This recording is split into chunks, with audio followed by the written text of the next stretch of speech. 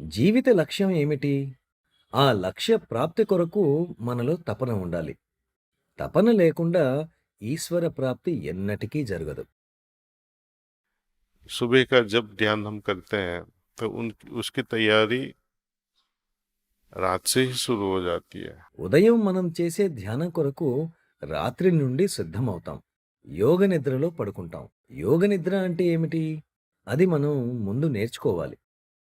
सोने से पहले నిద్రపోబోయే ముందు మనం భగవంతుని ప్రార్థించి, తెలియక చేసిన తప్పులకు క్షమాపణ అడగాలి. మరలా అటువంటి తప్పులను చేయకుండా నాకు శక్తిని ప్రసాదించండి అని వారి సహాయాన్ని అర్థించాలి. और जो कुछ भी अच्छा किया है ठीक ढंग से किया है మనం సరైన విధంగా చేసిన పనులను ముందుకు ఎలా తీసుకువెళ్ళాలి? వాటిని ఇంకా మెరుగ్గా ఎలా చేయగలను అని మనం ఆలోచించాలి. తప్పు చేసిన వాటికి క్షమాపణ, తప్పులు ఎప్పటికీ జరగకుండా సంకల్పం, అప్పటికే జరిగిపోయిన సరైన విధంగా చేసిన పనులను నేను మెరుగ్గా మరలా ఎలా చేయగలను?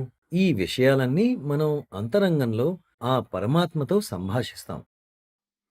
और ईश्वर की गोद में या जैसे माँ की गोद में हम सो जाते हैं అలాగే మనం అమ్మ ఒడిలో పడుకున్నట్లుగా ఆ పరమాత్మ ఒడిలో పడుకొని నిద్రించాలి. ఆ విధంగా ఆలోచించి నిద్రించడం మంచిది. ప్రశాంతతతో గాఢ నిద్ర పడుతుంది. ఎందుకంటే మనం క్షమాపణ అడిగాం. మనం క్షమాపణ అడగనంత వరకు భౌతిక ప్రపంచం కొరకు, అనవసర విషయాల, వస్తువుల కొరకు తపన ఉంటుంది. ఆ భగవంతుని సంతోషపెట్టాలంటే ఆ తపన వేరుగా ఉంటుంది. तो ऐसे भाव से हम कैसे మనం ఈ భావనతో ఆ భగవంతుని ఒడిలో నిద్రించి ఉదయం లేవగానే ధ్యానం చేయాలి. నిద్ర లేవగానే ధ్యానం చేస్తాను అనే ఈ భావనలో మనం నిద్రించాలి. ढंग से ध्यान करूंगा। సరైన విధంగా ధ్యానం చేస్తాను. ఉదయం యొక్క నిరీక్షణలో ఉన్న ఆనందం దాన్ని పొందడంలో ఉండదు. కవులు అలాగే చెప్పేవారు. అది వాస్తవం కూడా.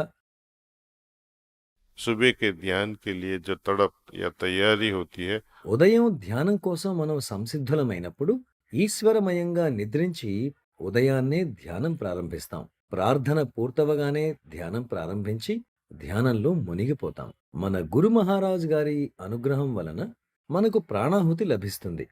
उसकी वजह से ये ध्यान हमारा आगे बढ़ता रहता దాని వలన మన ధ్యానం పురోగమిస్తుంది.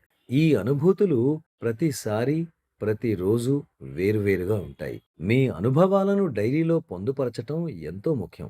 ఎందుకంటే ఈ అనుభవాలు అన్నీ చాలా సూక్ష్మంగా ఉంటాయి.